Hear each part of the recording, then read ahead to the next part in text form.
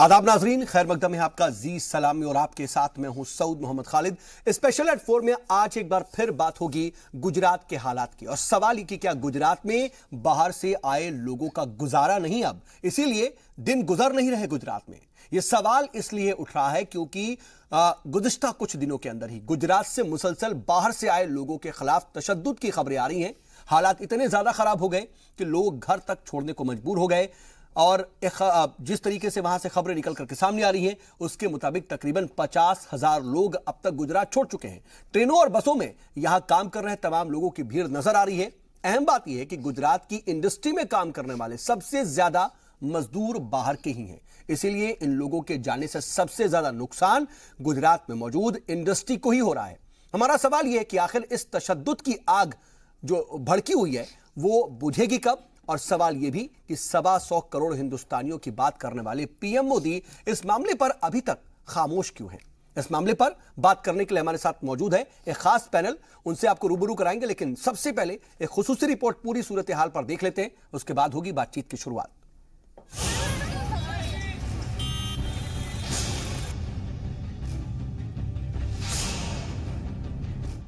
गुजरात तशद्दुद के पीछे कौन है?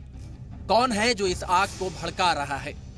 क्या वाकई ये शुमाली हिंदुस्तानियों से नफरत का मामला है या कोई है जो इस आग पर सियासत की रोटियां सेक रहा है?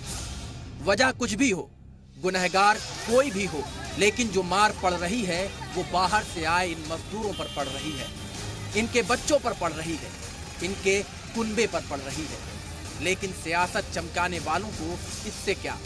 वो तो बस एक दूसरे पर इल्जाम तराशी में मसरूफ हैं, जिससे उनकी कुर्सी को कोई खतरा ना हो। फिलहाल गुजरात के सीएम इस बात का यकीन दिला रहे हैं हालात अब काबू में हैं।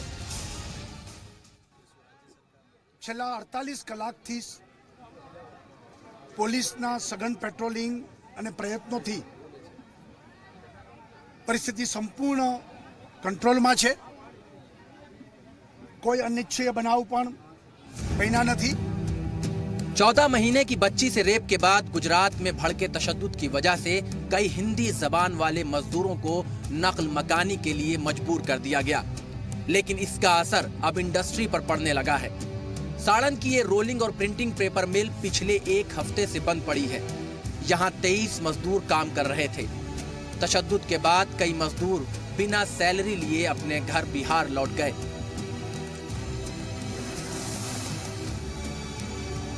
जो बचे हैं वो डर के मारे घर के बाहर नहीं निकल रहे। हम लोग बैठे हुए थे तो अचानक से हम गाली माली देने लगे। वो आए तो हम लोग सब लोग अंदर हो गए गेट के। तो वो लोग आए तो गाली माली दी, गेटों में लाद दी, सबको लेडीजों को ना सबको गाली दी। ये बाल्टी बर्तन वर्तन सब फेंक दिए नीचे। हमारे 20-22 मजदूर काम करते हैं, उसमें से आधे लेबर तो हमने ज़बरदस्ती बोला है कि वो तो जाने के लिए तैयार है। 5-6 लेबर तो चले गई, अब 5-6 लेबर भी तैयार हो रही है। वो बोले आज ही हम तो जा रहे हैं, हमको तो पैसे चाहे बाद में भेज देना। गुजरात के तशद्दुद की आंच रियासत से बाहर भी जा रही है। यूपी के बनारस में इसकी मुखालफत दिखाई दी। पीएम मोदी के पार्लिमानी हलके बनारस में पोस्टर के जरिए एहतजाज जाहिर किया गया। सड़कों पर ऐसा पोस्टर लगाया गया है जिसमें बनारस में रहने वाले गुजरातियों को बाहर जाने की धमकी दी गई है। वहीं इस पोस्टर में बनारस के एमपी पीएम मोदी को भी गुजराती बताते हुए बनारस के बाहर जाने को कहा गया है। पलायन नहीं रुका और दोषियों पर कठोर कार्रवाई नहीं रुकी तो हम बनारस से, काशी से, उत्तर भारतीय मिलकर गुजरातियों को भगाने का काम शुरू कर देंगे। तो फिर देश बंटवारे का काम का जिम्मेदार नरेंद्र मोदी के सर पे जाएगा। तशद्दुद का ना कोई गुनहगार है ना कोई मुल्जिम। फिर कौन है वो लोग जो यहाँ दहशत फैला रहे हैं, मजदूरों की रोजी रोटियां छीन रहे हैं? कहीं ये सरकार की नाकामियों को छिपाने के लिए खड़ा किया एक और इशू तो नहीं, या फिर ये बताने की कोशिश की जा रही है कि अपोजिशन किस हद तक गिर सकता है? इस सियासी जंग का शिकार जो लोग हो रहे हैं वो तो ये जानते भी नहीं कि उनको धमकी देने वाले किस पार्टी से हैं, लेकिन पार्टियां एक दूसरे पर हमले कर रही हैं। बाहर से आए ज्यादातर मजदूर यूपी बिहार के हैं। यहाँ की इंडस्ट्री में गैर गुजराती भरे पड़े हैं, लेकिन सूरत से तशद्दुद की कोई खबर नहीं आई। तो क्या ये मामला सियासी है? बेरोजगारी का इशू बनाकर हमला किया जा रहा है? फिर भी नुकसान तो इससे मजदूरों को और इंडस्ट्री को हो रहा है। जी सलाम के लिए गुफरान सिद्दीकी की रिपोर्ट। सवाल दरअसल कई तरह के नजर आ रहे हैं। इस पर जो हो रही है सियासत, उसको लेकर के भी सवाल उठ रहे हैं। तो वहां पर जो जमीनी हालात हैं, कहीं पर बहुत ज्यादा तशद्दुद हो रहा है, कहीं पर जो बाहरी लोग हैं उनको जरा भी नुकसान नहीं पहुंचाया जा रहा। तो इसके पीछे वजह क्या हो सकती है, यह भी अपने आप में सवाल है। लेकिन बड़ी अजीब सियासत देखने को मिल रही है, क्योंकि बरसरे इक्तदार पार्टी अपोजिशन पर इल्जामात लगा रही है, उसके तमाम लीडरों को कसूरवार ठहरा रही है और उसके खिलाफ सबूत होने की बात भी कर रही है, लेकिन कार्रवाई वो नहीं करती। यह भी अपने आप में समझ से परे है। इन सब के बीच अपोजिशन भी लगातार हुकूमत से सवाल पूछ रही है। हमारे साथ इस पर बातचीत के लिए खास पैनल जुड़ गया है। अपने मेहमानों से आपका तारुफ करा देते हैं, उनसे हम तमाम पहलुओं पर बातचीत करेंगे। हमारे साथ इस वक्त 5 खास मेहमान स्टूडियो में मौजूद हैं। हमारे साथ कांग्रेस के नेशनल स्पोक्स पर्सन घनेंद्र भारद्वाज जी हैं, तो वहीं बीजेपी से हमारे साथ बीजेपी के लीडर दिनेश सिंह जी मौजूद हैं। इसके अलावा हमारे साथ समाजवादी पार्टी के लीडर और नेशनल स्पोक्स पर्सन राजकुमार भाटी जी हैं, और साथ ही जेडीयू लीडर अफजल अब्बास साहब हैं। और इन सब पर हमारे साथ बातचीत के लिए सीनियर जर्नलिस्ट अनुराग वर्मा जी भी मौजूद हैं। आप सभी का बहुत इस्तकबाल है। और दिनेश जी, मैं आपसे ही सवाल करना चाह रहा हूं सबसे पहला, क्योंकि देखिए बिहार की बात कर लें, हुकूमत बीजेपी की, यूपी में हुकूमत बीजेपी की, गुजरात में हुकूमत बीजेपी की, और मरकज में भी हुकूमत बीजेपी की। कसूरवारों के बारे में पता है, सब कुछ जानकारी आपके पास है, तो कार्रवाई क्यों नहीं हो रही, गिरफ्तार क्यों नहीं किए जा रहे असल कसूरवार? ऐसा नहीं है कि कार्रवाई नहीं हो रही और गिरफ्तार लोग नहीं हो रहे हैं। अब तक 450 से ज्यादा लोग गिरफ्तार किए जा चुके हैं और 48 घंटे के बाद वहां पर कोई घटना इस तरह की नहीं हुई।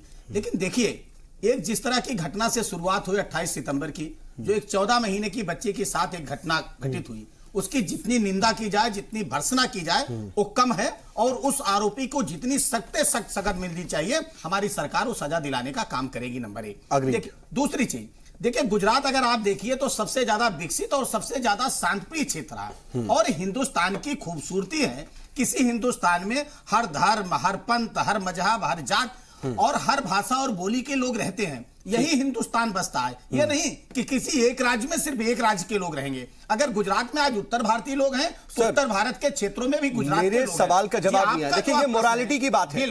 मैं बीच में रोक रहा हूं। ठीक है, आपने 450 से ज्यादा लोगों को गिरफ्तार किया, तो क्या आपकी भी सरकार सिर्फ छोटी मछलियों को ही पकड़ेगी? असल कसूरवार जिन लोगों को ठहराया जा रहा है, उन पर हाथ डालने से बच क्यों रहे हैं?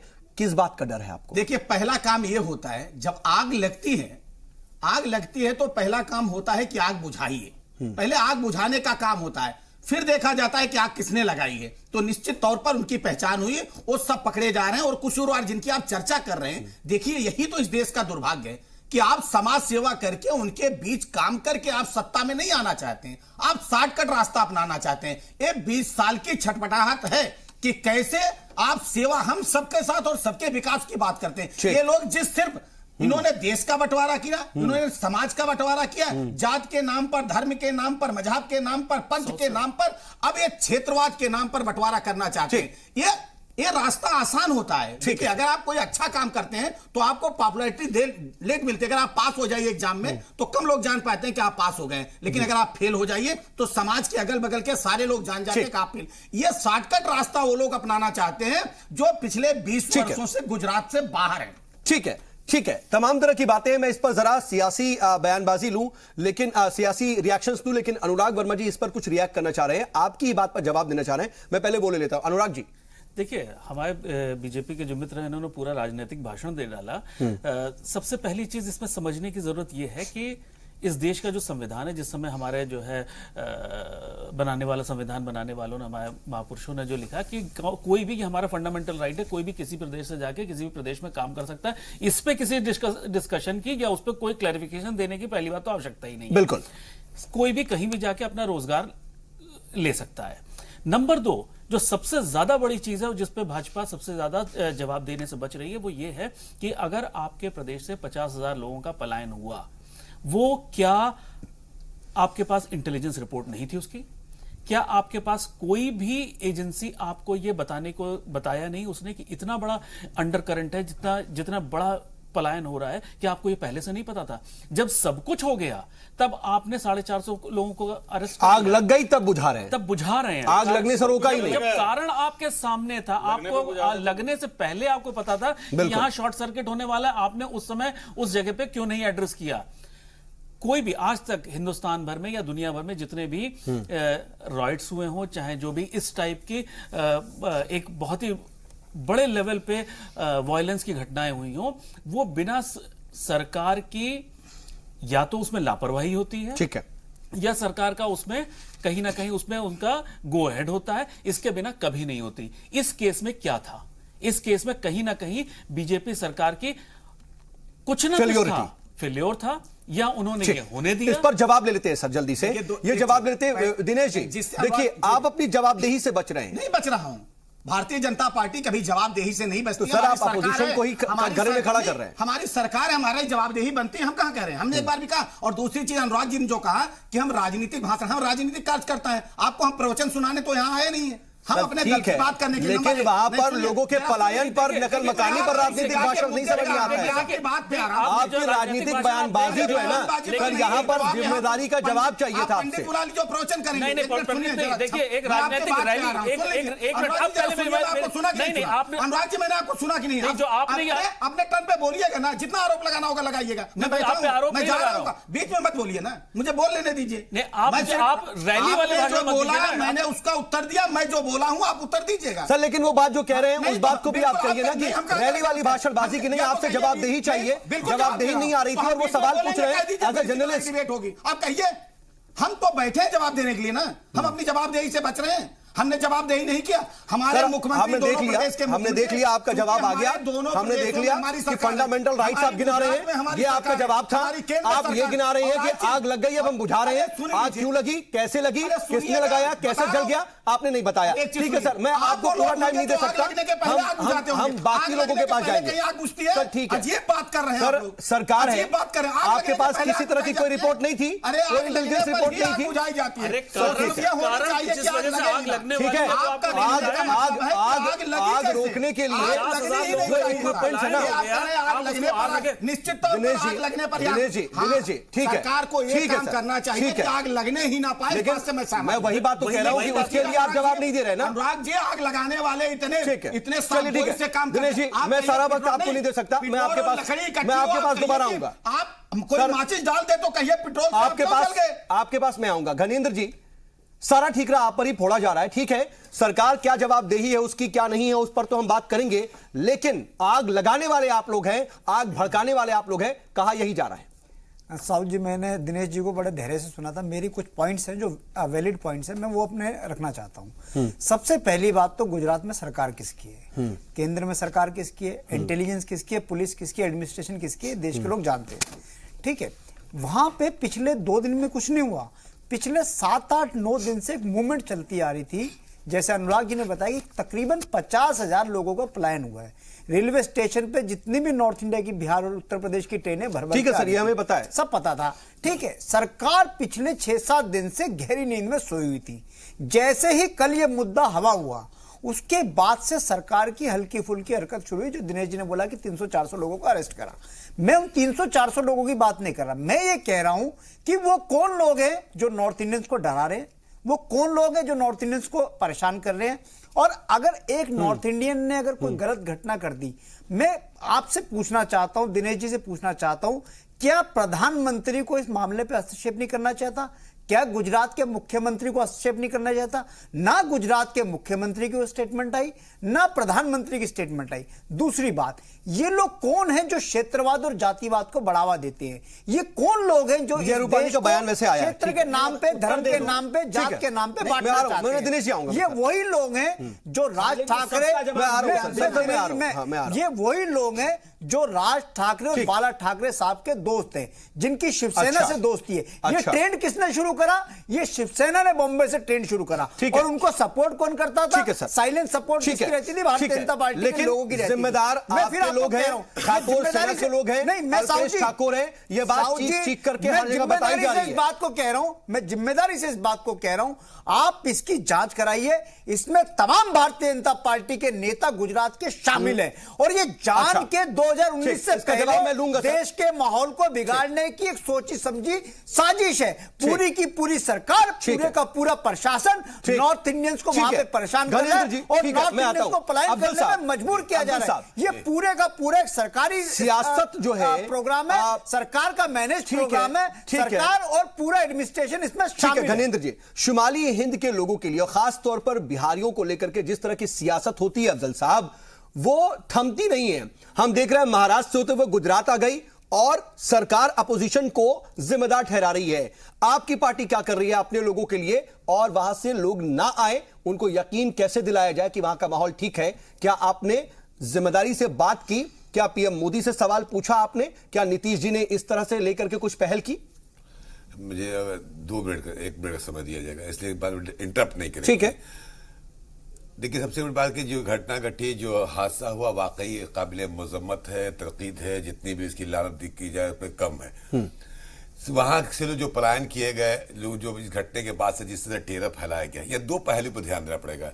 एक तो यह है कि अगर ये इल्जामात लग रहे हैं कि अल्पेश ठाकुर सेना ने इस तरह का माहौल बनाया और टेरर फैलाया जिसकी वजह से लोग भाग रहे हैं, नंबर ठीक है।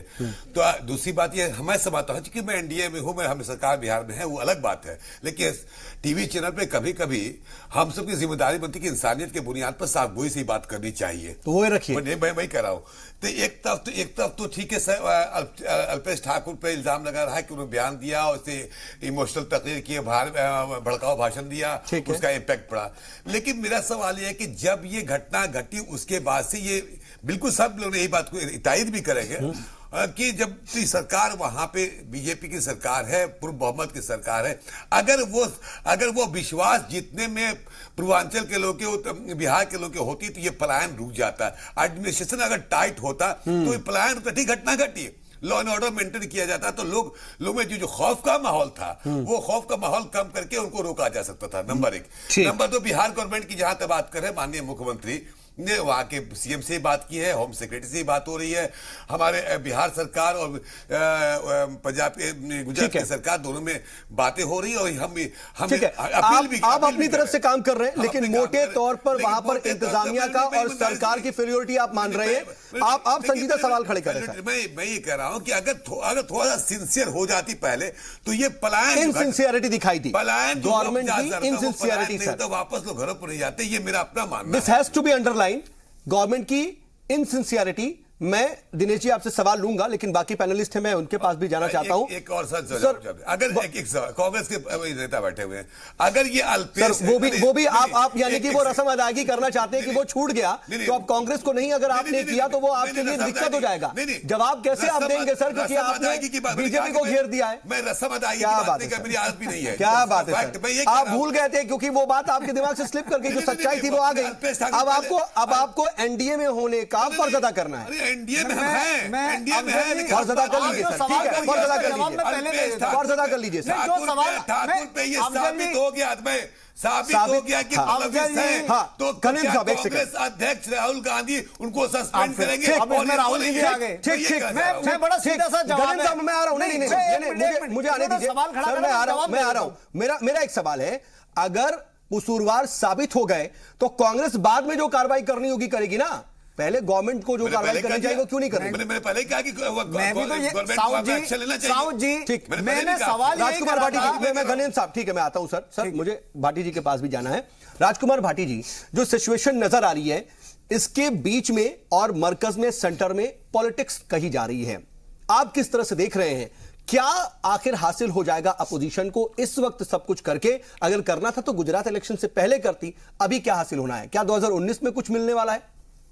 जब ये दिनेश जी ओजस्वी भाषण दे रहे थे तो मुझे मेरे मित्र हैं दीक्षित दनकौरी, उनका एक शेर याद आ रहा था कि पंछी की पीड़ा पर जिसने सुंदर गीत सुनाया है, अभी अभी वो एक तंदूरी मुर्गा खाकर आया है। ये सहानुभूति भी दर्ज कर रहे हैं और इनकी सरकार उन्हें संरक्षण, उन्हें सुरक्षा भी नहीं दे पा रही है। देखिए, बड़ी स्पष्ट बात है, हमें नहीं पता कि इसमें कांग्रेस शामिल है नहीं शामिल है, अल्पेश ठाकुर इसमें जिम्मेदार है या नहीं है। ये जांच करना, ये पता लगाना, इसके लिए सबूत जुटाना राज्य सरकार की जिम्मेदारी है। लेकिन हम इतना दावे के साथ कह सकते हैं कि ये अकेले अल्पेश ठाकुर की हैसियत और हिम्मत नहीं है कि वहां से उत्तर भारतीयों को, बिहार उत्तर प्रदेश के लोगों को भगा सके। अगर ये स्थिति आई है तो इसमें राज्य की बीजेपी सरकार भी शामिल है, और ये इस बात से भी साबित होता है कि सबका साथ सबका विकास की बात करने वाले और देश की चौकीदारी की बात करने वाले और उत्तर प्रदेश के लोगों के वोट से प्रधानमंत्री बनने वाले, वाराणसी से जीतकर चुनाव जाने वाले प्रधानमंत्री नरेंद्र मोदी अभी तक क्यों चुप हैं? उनके आंख में आंसू क्यों नहीं है? उनके दिल में पीड़ा क्यों नहीं है? जिन लोगों ने उन्हें सिर माथे पर बैठाया, जिन लोगों ने उन्हें प्रधानमंत्री की कुर्सी तक पहुंचाया, वो पीटे जा रहे हैं, उनके माल लूटे जा रहे हैं, वो अपने बच्चों को लेके, मासूम बच्चों को लेके अपना घर सामान छोड़कर लावारिसों की तरह रेल और बसों से भाग रहे हैं। 50,000 लोग पलायन कर चुके हैं। क्या ये रातों रात स्थिति पैदा हो गई थी? ये स्थिति तब पैदा हुई है जब पुलिस उन्हें सुरक्षा नहीं दे पाई है। पीटना और मारना अलग अहम बात है, बुनियादी बातें हैं, और मुझे पता है कि दिनेश जी इन सब का जवाब देना चाह रहे होंगे। जवाब नहीं दिया और कोई बीजेपी का प्रवक्ता देगा भी नहीं। मुझे उम्मीद है आदत है कि दिनेश जी के पास जब हम जाएंगे तो जवाब मिलेगा। लेकिन अनुराग जी से मैं एक अहम सवाल पूछना चाह रहा हूं सर, कि इन सब के बीच जो नजर आ रहा है सर, देखिए अल्पेश ठाकुर के खिलाफ कितना सबूत है, कितना नहीं है, कसूरवार कितना है, कितने नहीं है, इससे इतर बात ये कही जा रही है, और खुद गवर्नमेंट के लोग और बीजेपी के लोग जिम्मेदारान ये कह रहे हैं कि अल्पेश ठाकुर कसूरवार है, लेकिन अल्पेश ठाकुर तो बाहर है। और अगर अपोजिशन इस सब पर पीछे कुछ कर रही है, इसके पीछे अपोजिशन है, तो वो इस वक्त इस दौर में क्या हासिल करना चाहती? सर मैं ये चाहता हूं आपसे जवाब। सर इसमें सबसे बड़ी चीज क्या है कि अगर आप इसमें गहराई से जाएं तो अभी आपको भाजपा का कोई फायदा इस पूरे एपिसोड में होता दिख नहीं रहा है। अगर आप उसको नहीं, अपोजिशन का क्या फायदा? अगर अपोजिशन ये सब कुछ कर रही है तो अपोजिशन को मिलेगा क्या? अपोजिशन का फायदा हो सकता है इसमें, अपोजिशन का नो डाउट फायदा हो सकता है। अगर हम एक विश्लेषण के तौर पे देखें तो उनका, देखिए जो पिछली भाजपा की सरकार बनी है उसमें जो नॉर्थ में इन्होंने जो बहुत अच्छा परफॉर्म किया, वो एक बहुत बड़ा मेजर फैक्टर रहा है। इसको हम आप नकार नहीं सकते। बिल्कुल ठीक बात। अगर नॉर्थ में, यूपी में इनकी परफॉर्मेंस खराब हो जाए तो इनके केंद्र का आने का रास्ता, दिल्ली का रास्ता इनके लिए बहुत मुश्किल हो जाएगा। तो कहीं ना कहीं ये लाभ इसमें भाजपा का नहीं है। ठीक है, लेकिन सर अल्पेश ठाकुर कसूरवार तो फिर बाहर क्यों? हाँ, ये सबसे बड़ा सवाल है। क्या वहां पे सरकार की फेल्योर रही है? ठीकरा क्या अल्पेश ठाकुर पे फोड़ा जा रहा है? नहीं, तो अरे फोड़ा क्या जा रहा है? तो उसको अरेस्ट करो ना भाई। क्यों क्यों क्यों क्यों बाहर है? ये सबसे बड़ी चीज है ना। अगर वो कसूरवार है, आपने 450 किन लोगों को अरेस्ट किया है? नहीं, अपने पार्टी से कारकुनान को बाहर करें। सर कांग्रेस इस पर एक्शन लेगी या पहले गवर्नमेंट लेगी? पहली जिम्मेदारी तो सरकार की है ना। पुलिस किसके पास है? प्रशासन किसके पास है? राहुल गांधी के पास नहीं है कुछ? आप इससे इत्तेफाक रखते हैं? अच्छा, एक चीज और, मैं अपने जो जनता दल यूनाइटेड के सहयोगी अब्बास साहब से एक मैं छोटा सा सवाल पूछना चाहता हूं। क्या नीतीश कुमार जी ने कब बात करी गुजरात के सीएम से? बात मेरे जहां, अगर मैं गलत नहीं हूं तो कल या परसों में ही बात हुई। परसों हुई। उसके पहले उन्होंने इसमें एक्शन क्यों नहीं लिया? अगर उनके प्रदेश के लोगों के साथ अन्याय किसी दूसरे प्रदेश में हो रहा है तो उन्होंने इसका संज्ञान लेने में इतनी देर क्यों लगाई? नंबर एक। नंबर दो बात ये कि अगर उनके प्रदेश के लोगों के साथ अन्याय हो रहा है तो क्या वो एनडीए से बाहर निकलेंगे? वो एनडीए छोड़ेंगे? क्या वो इसको इतना बड़ा मुद्दा या इसको इतना वो मानते हैं कि वो? सर ये बड़ी बात है, क्योंकि यहां पर बात बिहार के पूरे आवाम की है। तो क्या उनके लिए वो सियासत से ऊपर उठ करके एनडीए का साथ छोड़ेंगे? बड़ी बात है। अफजल साहब मैं जवाब लूंगा। ब्रेक से पहले बीजेपी के लीडर से कई तरह के सवाल पूछे गए, उनका जवाब ले लेते हैं। दिनेश जी, आपका क्या जवाब है? देखिए, दो चीजें हैं। गुजरात को बनाने में या किसी भी प्रांत को बनाने में सिर्फ उस प्रांत के लोगों का योगदान नहीं होता है। अगर आज गुजरात में आप देखिए तो लगभग 42 आईएएस वहां पर है उत्तर भारतीय, 32 आईपीएस उत्तर भारतीय हैं। तो इसलिए हम ये कहना चाहते हैं, मुद्दा इसलिए आपकी जानकारी के लिए मैं दे दूं कि कल महेश वर्मा जी आपके ही पार्टी के स्पोक्स पर्सन हमारे साथ थे, सेम बातें रिपीट कर रहे थे और यही बातें वो भी बता रहे हैं। जब उतने हैं तो यही बताएंगे। तो सर इनके लिए थोड़ी पूछा गया आपसे। मैं सर आज क्या ये सवाल आपसे किसी ने पूछा? सर सवाल ये नहीं था। इसलिए सवाल यही है सर कि आज यहां पर ये क्षेत्रवाद की बात क्यों आ रही है? ये इसी देश की खूबसूरती थी ना। मैं ये कह रहा था, दूसरी चीज आपने कहा कि इसमें भाजपा का फायदा या कांग्रेस का, किसका फायदा होने वाला है?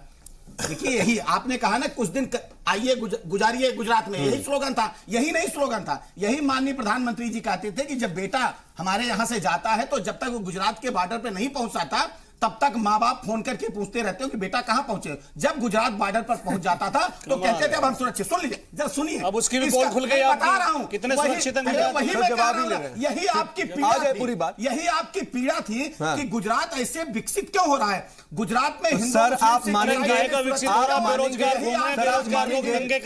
मानेंगे कि आप इसमें फेल्योर हो गए, गुजरात का हाल खराब हो गया? और मैं कितने सालों से आपकी सरकार है सर, बताने की जरूरत है क्या? नहीं खराब हुआ ये, हम हवा सर आप हालात खराब कर दिए ना। अब ये हाल है कि अगर गुजरात का कोई बेटा बॉर्डर तक नहीं पहुंचता, ये भी नहीं कंफर्म है कि वो बॉर्डर तक पहुंचेगा कि नहीं पहुंचेगा।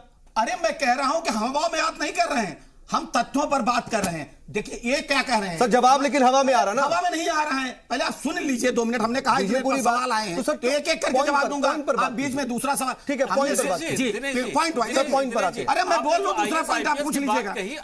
अगर गुजरात में जो आपने नंबर दिए आईएएस और आईपीएस के, वो उसका क्रेडिट गुजरात को नहीं जाता है, वो अलग व्यवस्था है। बात है, इसको किसी ने कहा, इसको मैं कह रहा हूं, इसीलिए तो मैं कह रहा था कि ये भाव है। कुछ कैडर के लोग वहां रहते हैं, हर राज्यों में रहते हैं। मेरे कहने का इतना आपका जवाब, अब सुन लीजिए, आपकी गवर्नमेंट इनसिंसियर थी। अफजल अब्बास साहब ने कहा, धनेंद्र साहब ने आपसे जो सवाल पूछा उसका जवाब नहीं आ रहा। एक चीज मैं आपको बता दे रहा हूं, देखिए जब इस तरह की कोई घटना होती है ना तो पहले काम यही, आप कह रहे थे सरकार उनको रोक क्यों नहीं लिया। लोग रुकते नहीं हैं। अगर हम आप भी हो तो किसी घर में अगर किसी के कहिए किस तरह की घटना, और जिस तरह का वीडियो वायरल हुआ है मौजे ठाकुर का, जिस तरह के ठाकुर सेना के वीडियो का उन्होंने डेट दिया है, उन्होंने कहा 10 अक्टूबर तक अगर आप खाली नहीं कर देंगे गुजरात तो आपके सामने हम दोबारा के, इस तरह के वीडियो वायरल हुए। और अभी जब हमारे कांग्रेस के साथी आरोप लगा रहे थे कि मुख्यमंत्री, अरे बिहार के मुख्यमंत्री ने, बिहार के चीफ सेक्रेटरी ने, उत्तर प्रदेश के मुख्यमंत्री ने, कांग्रेस की टिकट पर चुनाव लड़ा था 3 महीने पहले, लेकिन उसे बाहर कर दिया गया था। कांग्रेस के लीडर ये कह रहे थे 3 महीने 10 अक्टूबर नहीं। और कांग्रेस क्या करे कि क्योंकि वहां के रोजगार कम हो रहे हैं इसलिए लोग पलायन कर, अगर पलायन करने वाले लोग होते, मैं भी उत्तर प्रदेश में हूं, अब बात साहब बैठे हैं बिहार के, जो वहां से लोग आ रहे हैं पलायित होकर, स्टेशन पर क्या स्टेटमेंट दे रहे हैं? वो ये नहीं कह रहे हैं कि हमको रोजगार के लिए भगाया जा रहा। उन्होंने ये कहा कि हमको 10 अक्टूबर के पहले गुजरात खाली करने के लिए। ये लोग हैं जो 20 साल तक सत्ता में बाहर रहे हैं, शॉर्टकट रास्ता अपनाना चाहते हैं, सत्ता में आना चाहते हैं, घिन आती है और थूकने का मन करता है। सर आपकी सरकार सुरक्षा दे रही है, आप वो लोग हैं, आप लोग समाजवादी पार्टी और सरकार है, आप नसीहत मत दीजिए। चूड़ी पहनकर उत्तर प्रदेश में शासन करते थे, गायत्री प्रसाद प्रजापति मंत्री होते हुए भी खोज नहीं। राम वृक्ष यादव मथुरा में अपना बट ब्रिज स्थापित कर दिया। आज आप हमसे सवाल पूछ रहे हैं। ठीक है सर, गुजरात में यूपी की तो बात आप मत कीजिए sir. Law and order UP में क्या हाल में पहुंच गया होता है, गुजरात पर बात करने की जरूरत नहीं है। बिहार में बेटियों के ऊपर कितना तशद्दुद हो रहा है उस पर बात करने की जरूरत नहीं है। अगर हम गुजरात में सारे तालाब को गंदा करती है, गुजरात के क्राइम ग्राफ की बात करें तो गुजरात का क्राइम ग्राफ का डेटा भी एनसीआरबी के 2016 की रिपोर्ट में 100% एफआईआर होता है, 100% एफआईआर मानना पड़ेगा सर। ये जब दूसरे की सरकार में होता है ना तो बिना एफआईआर के ये डेटा आ जाता है। आपकी सरकार में एफआईआर के बाद डेटा आता है, ये बड़ी अजीब बात है। बिल्कुल कह रहा हूं, नहीं होता था। ठीक है, मुझे इतना जवाब दीजिए दिनेश जी, इतना जवाब दीजिए। आपकी सरकार इनसिंसियरिटी से काम कर रही है, अफजल अब्बास जेडीयू के आपके साथी ये कह रहे हैं, उसका जवाब क्या? ना पूरी संवेदनशीलता से हमारी सरकार कर रही है। हमारी सरकार, हमारे मुख्यमंत्री ने जो लोग गए उनसे अपील किया, उनको भरोसा दिया है। और हमारे वहां के गृह मंत्री ने कहा है 48 घंटे के बाद एक भी घटना नहीं है। मुतमईन है अफजल अब्बास साहब, मुतमईन है अफजल अब्बास साहब, मुतमईन है। आज कोई घटना घटित हो, परसों कोई घटना घटित हुई, अफजल अब्बास साहब मुतमईन है आप? दिनेश जी की बात से मुतमईन है? ठीक है सर, आपने अपनी बात रखी। इनके चाहने के बाद भी एक घटना 10 जवाब में आप 10 जवाब देना चाह रहे थे, लेकिन कितना जवाब दिया और कितना जवाब आया आपने बेहतर जान रहे, उतना जवाब हमने दिया। अगर कोई सवाल और बचता है तो पूछिए, मैं बैठा हूं जवाब देने। सर आप सवाल के जवाब से बचने वाले लोग नहीं है। अफजल साहब, मैं अफजल साहब से रिएक्शन ले लूं। अफजल साहब मुतमईन है? देखिए जो पहले जो कल से तो फिर लगातार बयान उनका चीफ मिनिस्टर का आ रहा, घबराने की बात नहीं है, उन्हें मतलब कई बयान उनके आए हैं। अब तो रुक गया है, प्लान रुक गया है, इसमें कोई दो राय नहीं है। लेकिन हमने जो बात उठाई थी वो उस वक्त की बात उठाई जो घटना के बाद की। डेफिनेटली बात उसी वक्त की कह रहे थे, उस वक्त की बात से आप मुतमईन नहीं है। आपका जवाब आ गया सर। आपके सवाल हर बात पर ट्वीट करने वाले राहुल गांधी कहां सो रहे हैं? सवाल पूछिए ना। हमारे मुख्यमंत्री ने भी अपील की है। सवाल पूछ लीजिए, ट्वीट आया क्या? समय आ रहा हूं सर, ट्वीट आया सर। रूपाणी जी ने भी उस पर ट्वीट पर रिट्वीट किया सर, आपको भी नहीं पता? नहीं, रूपाणी जी ने जो कहा स्टेटमेंट उनका सामने आया है। राहुल गांधी कहां है सर? राहुल गांधी का ट्वीट आया सर, राहुल गांधी का ट्वीट आया उस लगा है सर, राहुल गांधी का ट्वीट आया आता है 2014 में चुनाव आने को हुआ, ट्वीट इतना बड़ा किया गया, इतना बड़ा मुद्दा नहीं है। सारी एजेंसियों को लगाया बैठ के ट्वीट करें। 19 का चुनाव आ रहा है, फिर उसी रास्ते आपके लिए इतना इंपॉर्टेंट हो सकता है कि राहुल ट्वीट कर रहे हैं या नहीं कर रहे हैं? सर आप नहीं कह रहे ना, आपको ट्वीट से मतलब है, राजनीति आपको ट्वीट से मतलब है। विजय रूपाणी जी ने उसके ट्वीट का जवाब दिया। दिनेश जी आप थोड़ा सा पहले, धर्म और मजहब के नाम पर राजनीति नहीं करते। अपना जो है आप जानकारी दुरुस्त कर लीजिए। हमारी बिल्कुल राहुल गांधी का भी ट्वीट इस पर है सर, मुझे चाहिए भी नहीं, मैं आपको दे भी नहीं रहा, अगर नहीं है तो मैं आपको दे भी नहीं रहा सर। लेकिन आप बोल रहे हैं राहुल गांधी ने ट्वीट किया या नहीं किया, आपको पता होना चाहिए। गुजरात के पूरी सूरत हाल पर राहुल गांधी का ट्वीट आया है, उस ट्वीट पर खुद आपके सीएम ने जवाब दिया है। क्या आया? आपको ये पता सेना पर आया, जवाब आया, जो जिम्मेदार है आप अपने हिसाब से ट्वीट करवाएंगे क्या? आप ट्वीट कर लीजिए सर, आप अपने हिसाब से ट्वीट करवाएंगे वीडियो सर। अब आप ट्वीट पूछ रहे थे और अब आप बोल रहे हैं कि अपने हिसाब से ट्वीट करते। ठीक है सर, सब कुछ जान रहा है। आप चाहते हैं कि राहुल गांधी आपके मुताबिक ट्वीट करें, ठीक है सर, ठीक है सर। वो ये कोई बहस का मौजू नहीं है। मैं अफजल सर से एक छोटा सा सवाल। अफजल सर, बहुत इंपॉर्टेंट सवाल अनुराग जी ने पूछा था कि देर क्यों लगाई, इतना वक्त क्यों लग गया इस मामले में नीतीश कुमार को बात करने में? और अगर वक्त लग गया, ठीक है आपने बात की, लेकिन इतनी दिक्कत जो आई है, क्या आप इस ग्राउंड पर जेडीयू जो है एनडीए से अलग होगी? देखिए, एनडीए से अलग होने का कोई फिलहाल सवाल तो नहीं उठता, लेकिन जो परिस्थितियां हैं उसके मुताबिक माननीय मुख्यमंत्री ने बात की, जहां मेरे नॉलेज में 3 दिन या 4 दिन से वो बात कर रहे हैं। ये जो प्लान की बात है, जो मीडिया में बहुत लाइमलाइट में आया, उसके पहले से ही बात करते होंगे, मैं नहीं कहता। लेकिन जो मीडिया में जो खबर आई 3-4 दिन से, मुख्यमंत्री लगातार बात, मैंने होम मिनिस्टर से बात भी की है, आपके मुख्यमंत्री से बात की है, चीफ सेक्रेटरी से बात हुई है, और वहां के जो डीजीपी है शायद बिहार के भी है, तो मैं उस पर नहीं थोड़ी दिक्कत ये है सर कि आपके मुख्यमंत्री ने कितनी बात की कितनी नहीं की, उसको लेकर के आप बहुत ज्यादा क्लियर नहीं है। मैं थोड़ा सा क्लियर जवाब चाहता हूं। आप सवाल जो कर रहे हैं उसका मैं जवाब दे रहा हूं कि मुख्यमंत्री ने बातें की, उस पर निगाहें उनकी हैं। मुख्यमंत्री, हमारे मुख्यमंत्री हर बात पे बोलते नहीं, काम करते, ध्यान रखिएगा। हमेशा वो जो उनको अच्छा लगता है या बुरा लगता है, जो भी कहा, जो पॉजिटिव डायरेक्शन में काम करना चाहिए उस पर काम पे भरोसा रखते हैं, और काम किया भी। ठीक है, और इसकी जब जवाब भी दिया उन्होंने कि अगर कोई गुनहगार है उसको बख्शना नहीं चाहिए। आप एनडीए में रहेंगे, ठीक है। अनुराग सर बार बार आप अपनी बात रखना चाह रहे हैं, ठीक है, मैं बाकी के पास अनुराग सर जल्दी से आपका सवाल आ गया। लेकिन जो गलत हुआ गलत है। देखिए, जो गलत है, मेरा एक छोटा सवाल है। चलिए, मैंने मान लिया कि उन्होंने बहुत ज्यादा अच्छे तरह से उसको अब वो हैंडल कर रहे हैं। जो 50,000 लोगों का पलायन हुआ, एक रफ एस्टिमेट माने 25 से 30,000 लोग बिहार के होंगे। उनका क्या रोजगार के लिए सरकार का प्लान क्या है? क्या उनके पास है या नहीं है कि वो 30,000 लोग वहां आके क्या करेंगे? नंबर एक। और दिनेश जी से एक बहुत छोटा सवाल है कि वो बार बार कह रहे हैं कांग्रेस को, अल्पेश ठाकुर को और दुनिया भर के नाम ले रहे हैं, उनको अरेस्ट किया। किसी भी निवासी के मौलिक अधिकारों की रक्षा करने का काम सरकार का है या अपोजिशन का है या किसका है? ये सरकार का है। आप अपोजिशन का नाम लेके सब्जेक्ट को क्यों भटका रहे हैं?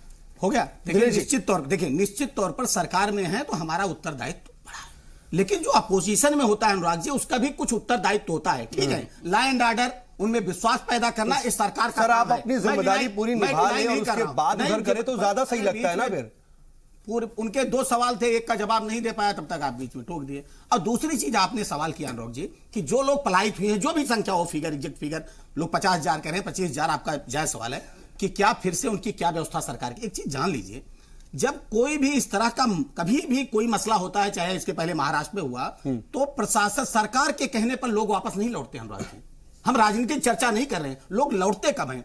अभी भी जो हमारे उनके परिवार के लोग वहां पर हैं, जब वो कहते हैं कि नहीं स्थिति ठीक हो गई है, अब कोई किसी तरह की बात नहीं है, तो सारे लोग फिर से लौटेंगे। लोग वहां घर बना लिए हैं, वहां मतदाता हैं, वहां व्यवसाय, और सिर्फ गुजरात में गुजरात लोगों का व्यवसाय नहीं है, बहुत सारे अपने उत्तर भारतीय हैं जो बहुत अच्छे व्यवसाय वहां कर रहे हैं, वो सब लौटेंगे सर। ये सरकार भरोसा दिलाती है, हमें भी उम्मीद है, गुजरात सरकार और केंद्र सरकार दोनों भरोसा दिलाती है, और सारे लोग लौटेंगे। आप कह रहे थे कितनी बार मुख्यमंत्री बात की, प्रतिदिन मुख्यमंत्री बात कर रहे हैं, प्रतिदिन दोनों राज्यों के सेक्रेटरी वहां के सेक्रेटरी से बात। घनेंद्र जी इस पर क्या कह रहे हैं, जरा उनसे रिएक्शन ले लेते। घनेंद्र साहब, साउथ जी, मैंने मुतमईन है आपके सवालों के जवाब मिले? मैंने पूरी चर्चा में एक ही चीज समझी कि सब कुछ ओपोजिशन करा रही है, सरकार नाम की वहां पे कोई चीज है नहीं, सरकार ने पूरी तरह ओपोजिशन के सामने सरेंडर कर दिया है, सरकार वहां पे लाचार है, सरकार वहां पे असहाय है। यही सब चीज मेरे को समझने में आई है कि सब कुछ ऑपरेशन कर रही है। अरे सरकार का काम है लॉ एंड ऑर्डर मेंटेन करना, ये ऑपरेशन का काम नहीं है।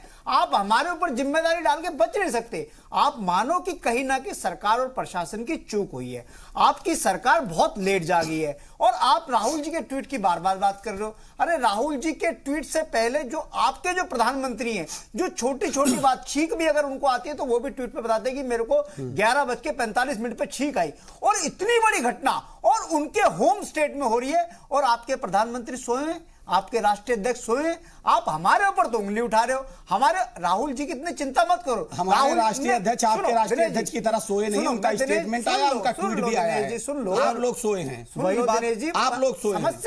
समस्या यही है कि जब हम आपसे सच्ची बात करते हैं तो आपको कड़वी लगती है। नहीं, कड़वी कहां लगी, हम तो बड़ा आसानी से, तो बहुत सहजता से जवाब दिया। आपको राहुल जी के ट्वीट की चिंता है, हमने से गलती हुई, 50,000 लोग वहां से चले गए, गलती हुई, मैं स्वीकार कर रहा हूं। 50,000 लोगों को मारा जा रहा है, पीटा जा रहा है, उनको दहशत से भगाया जा रहा है, उनको जान से मारने की धमकी दी जा रही है, उस पर आप लोग चुप हो। राहुल गांधी जी ने ट्वीट नहीं करा, इसकी आपको चिंता हो रही है। उन 50,000 लोगों के उनके बहुत जल्दी से आप वोट बैंक की पॉलिटिक्स से बाहर आओ। ये देश में जिस तरीके का सर, जब मैं रोकता हूं तो प्लीज रुक जाया करिए सर, वक्त जाया होता है। आपकी बात आ गई सर, के खिलाफ है, मैं सोच के खिलाफ है सर, बात आ गई ना सर, बात कौन देश के टुकड़े करने की साजिश? हमसे गलती हुई जब जेएनयू में राहुल गांधी जाकर कि देश के टुकड़े होंगे इंशाअल्लाह वाले को साथ खड़े थे, तो हमने गलती की, गलती हमने की थी, आप उनके साथ खड़े हुए थे। जब आप आतंकवादियों के मरने पर आपके पूर्व राष्ट्रीय अध्यक्ष होती है तो गलती हम करते हैं सर, ठीक है।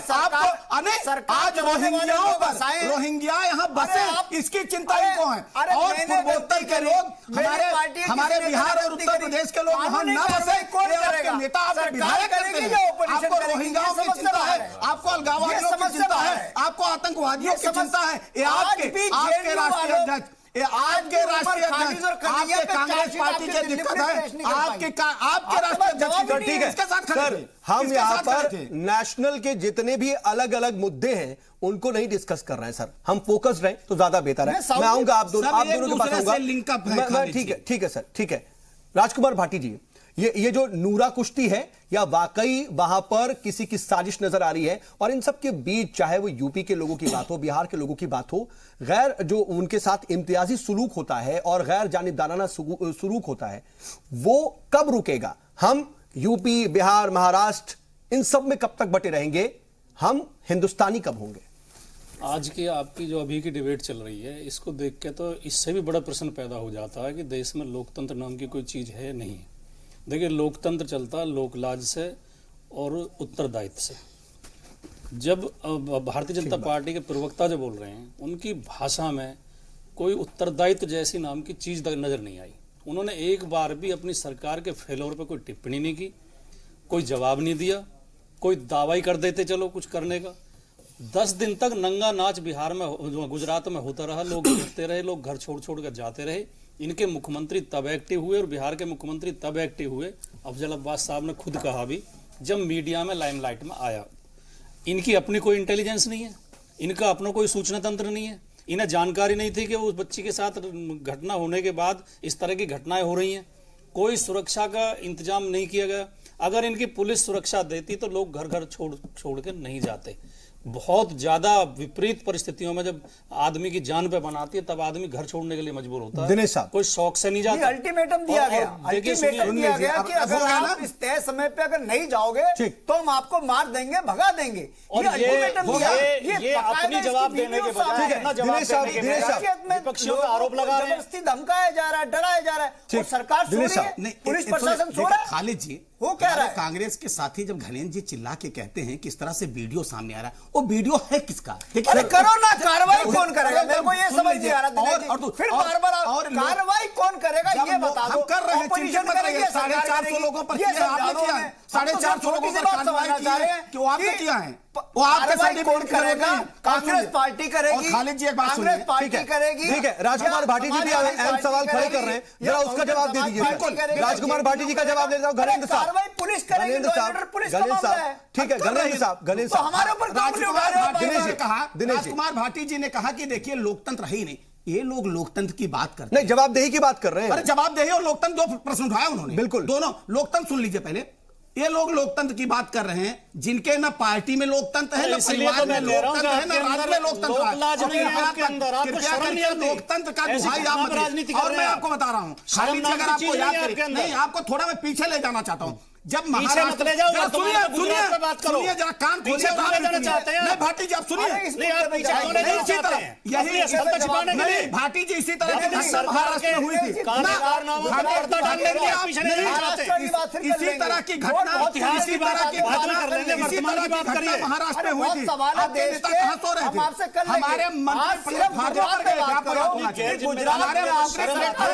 हमारे लोगों को सरकार के सेंटर में वहां से नॉर्थ इंडियन को निकाला जा रहा है, इस तरह का डराया नहीं आएंगे। अब देश की जनता के सामने आप एक्सपोज हो रहे हैं, देश की जनता पर थूक रही है। आप जो कर रहे हैं ना, दिनेश साहब का जो वीडियो आ रहा है, दिनेश साहब 50,000 लोगों को पलायन करने में मजबूर कर रही है। जो आपकी सरकार कार्रवाई नहीं करी, जो आपकी सरकार, ठीक है, मैं आपको करेंगे, चिंतित मत रहिए। सरकार घनेन्द्र साहब आपकी सरकार किन लोगों को बचाएगी, करेगी? आपके राष्ट्रीय अध्यक्ष उपाध्यक्ष दोनों लोग जो ना जमानत पर भी होगा, चिंतित मत रहिए। सामने प्रश्न है, सरकार कार्रवाई करने वाली सरकार है। कौन लोग आपके संरक्षण में, आप दंगे भड़काइए, आपने पहले भी दंगे भड़काए थे, अब भी भड़काए लोग हैं। सारे लोग एक एक कर सजा मिलेगी, पहचान कार्रवाई करो, सारे मुखौटे उतरेंगे, सारे लोग सार्वजनिक होंगे। बकरे की अम्मा खैर नहीं मना पाएंगे, चिंतित मत रहिए, हमारी सरकार करेगी। और आपको चाहिए आपके नेता पर कार्रवाई करें, हमारी सरकार करेगी। ठीक है सर, हमारी सरकार फेल नहीं है, फेल आप ठीक है। घनेन्द्र साहब और दिनेश, मैं आप दोनों के पास आऊंगा। अनुराग सर, इन सब के बीच जो है ना, गुजरात जैसे टूट रहा है, जो दरक रहा है, क्योंकि वहां पर जो तमाम बड़े इंडस्ट्रीज हैं, कारखाने हैं, उनकी बुनियाद जो है, रीढ़ की हड्डी यही बिहार के और उत्तर प्रदेश के तमाम लोग हैं। अगर वो इतनी बड़ी तादाद में वहां से निकल बकानी करेंगे तो फिर क्या उसकी मईशत पर एक तरीके से बहुत ज्यादा मनफी असर नहीं पड़ेगा? देखिए, अब ये भारत के विकास पे एक जो शुरुआत से मॉडल रहा, चाहे वो अंग्रेज रहे हो, अंग्रेज के बाद रहे, एक मॉडल बड़ा अजीब सा रहा कि जिन जगहों पे आपके पास लेबर है वहां इंडस्ट्री नहीं है, जहां इंडस्ट्री है वहां लेबर नहीं है। चाहे गुजरात हो, महाराष्ट्र हो, आपका पंजाब हो, वहां पे जितना भी इंडस्ट्री, जितना भी वर्कर है वो यूपी और बिहार से गया है। अगर वो वहां से राजनीतिक कारणों से पलायन करता है तो उसका वहां के व्यापार पे, इंडस्ट्री पे बहुत एडवर्स इफेक्ट होता है। वहां पे कई इंडस्ट्री, गुजरात में कुछ खबरें आई हैं, कई इंडस्ट्री बंद हो गई, वहां पे लेबर नहीं है। हमने भी सर अभी जो बाइट चलाई उसमें देख रहे हैं वो जो फैक्ट्री मालिक है वो परेशान है कि 5-6 तो जा चुके हैं, 5-6 हिसाब मांग रहे हैं। हाँ, एक्चुअली वही सिचुएशन। अच्छा, नहीं इसमें सर ये बहुत इंपॉर्टेंट चीज है, जरा इसको मैं पूरी अनुराग जी से पूरी बात समझना चाह रहा हूं सर, पूरी बात आ जाए सर। सर बीजेपी और कांग्रेस की बात नहीं कर रहे सर, ये पूरे सिस्टम की बात कर रहे हैं, राजनीतिक भाषाबाजी नहीं कर रहे थे कि हम सिर्फ नहीं आपकी बात पर, देखिए बिल्कुल सही आप बात करें, लेकिन अगर इस तरह की मसला होता कि अगर इसकी वजह से पलायन करते तो सबसे ज्यादा उत्तर भारतीय वहां पर कहां है? सूरत में। ठीक है, ये पहलू है, बिल्कुल आपकी बात सही है। एक चीज मैं आपकी बात देखिए, सूरत में नहीं हुआ ये बात, ये एक पॉइंट है, क्योंकि सूरत में उसका एक कारण हो सकता है, मैं सिर्फ एज्यूम कर रहा हूं, मैं एक हाइपोथेसिस कि सूरत में उत्तर भारतीयों की संख्या इतनी ज्यादा है कि वो शायद कहीं ना कहीं थोड़ा सा स्ट्रांग हो गए। मुझे लगता है कि बाहरी एलिमेंट वहां पर बहुत ज्यादा इन्फ्लुएंस नहीं कर पा रहे, करने वाले अच्छा वहां प्रभावी लोग हैं, वहां प्रभावित कर पाए। ठीक है, बाकी चाहते ठीक है अनुराग सर, लेकिन आपका मैं जो पॉइंट आपसे समझना चाह रहा था, मैं चाह रहा हूं कि वो पूरा आ जाए। देखिए, ये एक बहुत बड़ी एक मतलब ये समस्या तो देश की बहुत बड़ी है कि भाई आपके पास जहां लेबर था वहां पे आपने कोई इंडस्ट्री सेटअप नहीं करी। आपने वो पहले अंग्रेजों ने भी जहां भी इंडस्ट्री वहां बनाई जहां पे आपके पास पोर्ट था, आपने इंडस्ट्री वहां बना दी, लेबर और रॉ मटेरियल जा रहा है यूपी और बिहार से। तो एक जो शुरुआत से ही 100 साल से या 200 साल से एक बड़ा कॉम्प्लेक्स मॉडल बना हुआ है, वो आज हिंदुस्तान की उस सिचुएशन में जहां पे राजनीतिक दल देश और समाज और मानवता से बियॉन्ड जाके सिर्फ अपने राजनीतिक लाभ के लिए सोच रहे हैं, उसमें ये कहीं ना कहीं बहुत कॉम्प्लेक्स सिचुएशन बन गई है। आज की तारीख में सिचुएशन ये है कि अगर यूपी और बिहार का लेबर दूसरे प्रदेशों में जाके काम करना बंद कर देगा तो हिंदुस्तान का जितना मैन्युफैक्चरिंग है, जितनी इंडस्ट्री है, वो सारी की सारी अगले दिन बंद हो जाएगी। हिंदुस्तान की इकोनॉमी का उसके बाद क्या हाल होगा? रियल एस्टेट में देख लीजिए सर, बिल्कुल जितना भी है, जितना भी काम करने वाला आदमी है वो सारा इन दो प्रदेशों से है। इंडस्ट्री उनके पास है नहीं, उनकी हम मजबूरी है। कुछ डेटा भी चला रहे हैं और ये डेटा वाकई बहुत ज्यादा अहम है कि अगर हम सिर्फ गुजरात की बात कर लें तो ऑटो इंडस्ट्री में 60% जो मजदूर हैं वो बाहरी हैं, और अगर हम जो तरक्याती उसकी बात कर ले तो वहां पर बिहार और उड़ीसा के तमाम लोग हैं। हीरे से जुड़े हुए कारोबार में बिहार और यूपी के, यहां पर रियल एस्टेट में राजस्थान के, ईंट की जो तामीर होती है उसमें यूपी के, यानी कि हम देख रहे हैं कि तमाम जो वहां पर इंडस्ट्रीज हैं वो सिर्फ बाहरी लोगों के ही दम पर चल रही है। मैन पावर वहीं से है, मैन पावर वहीं से है, वही एक ये बहुत बड़ा इसका असर क्या पड़ेगा सर? जो अभी 50,000 लोग इंडस्ट्री बैठ जाएगी वहां पे। आप जहां हमारे प्रधानमंत्री जो गुजरात से आए हुए हैं वो मेक इन इंडिया का दावा भर रहे हैं और उनका मेक इन इंडिया सबसे बड़ा जो है एक बड़ा वो प्लान है, उसको बहुत बड़ा धक्का पड़ेगा। ठीक है, और पड़ रहा है। कैसे इससे निपटेंगे, कैसे इसको ठीक करेंगे? बहुत अच्छा सवाल अनुराग जी ने उठाया है। हमको 1 मिनट का समय दीजिएगा। देखिए, आपने कहा कि जहां पोर्ट थे वहां पर कल कारखाने बने और जहां पर सबसे ज्यादा मैन पावर था वहां नहीं हुआ। इस देश में मैं यही तो कह रहा हूं सर। एक मिनट खाली जी, मैंने कहा था 30 सेकंड ना। मैं समझ रहा हूं लेकिन वक्त कम है, इसलिए मैं अभी की पॉइंट की बात कर रहा हूं सर। उन्होंने 200 साल के सिस्टम की बात कर दी सर। भारत से बने, उत्तर भारत से बनने के बाद भी उत्तर भारत का विकास क्यों, ये सोचने का, यही तो मेरा सवाल है। ठीक है सर, सोचने इस पर हम अलग से बात कर सकते हैं, लेकिन ये सिस्टम कहां से बना वहां की बात नहीं कर रहे। मौजूदा हालत में, मौजूदा वक्त में जो सिचुएशन है उससे कैसे पार पाएंगे? आप देख लीजिएगा, ये मौजूदा 15 दिन के अंदर आप देख लीजिएगा सारे लोग फिर से वापस आएंगे, उनको विश्वास है। ये मुट्ठी भर लोग होते, मैंने आपको कहा ना, इस तरह के हथकंडे अपनाने वाले, इस तरह से कुकृत्य करने वाले, ये मुट्ठी भर चंद लोग होते हैं। जो लोग इस तरीके की बातें कर रहे हैं, इल्जाम ही लगाते रहेंगे या कार्रवाई भी करेंगे? कार्रवाई होगी। ये इल्जाम लगाने वाली सरकार नहीं है, एक कार्रवाई लगेगी। सर अभी तक तो हमने इल्जाम देखा, आप देखते अभी तक पिछले 4 दिनों से सिर्फ इल्जाम ही लगा रही है और अपोजिशन को जिम्मेदार बता रही है, लेकिन अपोजिशन में लोग कौन जिम्मेदार है उस पर एक्शन नहीं हुआ। 450 एक आध छोटे लीडरान को 450 नीचे के लोगों को आपने गिरफ्तार कर लिया। सर मेन इल्जाम किस पर लगा रहे हैं? मेन आपका हर लीडर अल्पेश ठाकुर का नाम लेते हुए पानी पी पी करके कोसते हुए नहीं ठक रहा है, लेकिन आप उसको नहीं पकड़ रहे हैं। डरते हैं क्या आप? हाथ डालने से डरते हैं? नहीं, क्यों डरेंगे? आप गिरफ्तारी से डर रहे हैं अल्पेश ठाकुर की? देखिए वो जो, तो फिर क्यों नहीं कर रहे हैं? आप मेन अक्यूज बता रहे हैं सर, आप मेन अक्यूज आप ही बता रहे हैं ना सर, उनके कोई और नहीं बता रहा। उनके कहने पर जिस तरह के मामले मेन अक्यूज कोई और बता रहे हैं सर, मेन अक्यूज आप बता रहे हैं, मेन अक्यूज आप बता रहे हैं, कार्रवाई होगी सर। मेन अक्यूज आप बता रहे हैं ना, तो कार्रवाई कौन करेगा? और क्यों हम नहीं बता रहे, तो अक्यूज तो आप बता रहे हैं। आप मीडिया वाले दिखा रहे हैं, पानी से लेकर दिखा रहे हैं, सिर्फ हम नहीं दिखा रहे हैं। सर आप यहां पर अल्पेश ठाकुर को फिर क्यों पानी पी पी के कोस रहे थे? इसलिए उनकी घंटा गुजर गया, आपने अल्पेश ठाकुर को कांग्रेस को जिम्मेदार ठहराया है, और ठाकुर सेना का अध्यक्ष कौन है? अल्पेश ठाकुर। ताज्जुब है सर, अल्पेश ठाकुर। फिर आप दलील दे रहे हैं लेकिन कार्रवाई नहीं कर रहे। यही तो अफसोस ठाकुर सर, यही तो अफसोस है सर। बयानबाजी नहीं, कार्रवाई की बात हो रही है आपको। बयानबाजी नहीं, कार्रवाई से काम, रूपाणी की सरकार है, यहाँ बयानबाजी नहीं होती। कब होगा यही हमें भी देखना है, आप इंतजार भी यही देखेंगे सर, इंतजार कर रहे हैं। पहले तो कोशिश ये है कि वहां पे जो तमाम लोग बाहर जा चुके हैं वो वापस आ जाए, जो आप दावा कर रहे हैं। हम भी यही उम्मीद करते हैं कि वापस से गुजरात में जो तमाम लोग गए हैं वो वापस आ जाए। बहरहाल मैं इस पर और कोई रिएक्शन और कोई सवाल नहीं ले पाऊंगा। आप सभी मेहमान हमारे साथ जुड़े और बातचीत में शामिल हुए, इसके लिए आपका बहुत बहुत शुक्रिया। लेकिन इन सब के बीच बात दरअसल इत्तेहाद की, हमआहंगी की, भाईचारगी की है कि कभी भी जब भी बात अगर हम मुल्क के आगे बढ़ने की करेंगे तो कभी भी बिहारी, यूपी वाला, गुजराती और महाराष्ट्रियन बनकर के नहीं कर सकते, बल्कि हमें हिंदुस्तानी बनकर के काम करना पड़ेगा, तभी मुल्क आगे बढ़ेगा।